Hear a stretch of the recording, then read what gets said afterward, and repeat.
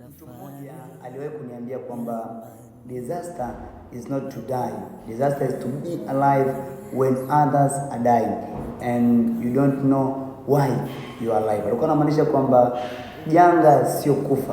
Janga ni kuishi pale ambapo wengine wanakufa lakini wewe haujui kwa nini unaishi. Ni kweli kabisa, kuna mahali tumetoka na kuna mahali tunatakiwa kwenda.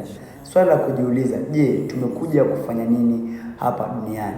Kuna kusudi maalumu ambalo Mungu ameliweka ndani yako. Yamkini kuna mtu unajiona kama kuku leo hii, kumbe ndani yako kuna kusudi ambalo Mungu ameliweka ndani yako kwa mfumo wa tai. Wewe ni tai lakini ndani yako unajiona ni kuku.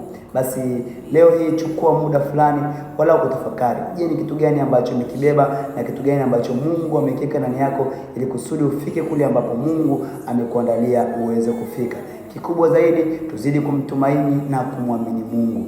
Mungu akubariki sana mtumishi wa Mungu. Uwe na siku njema.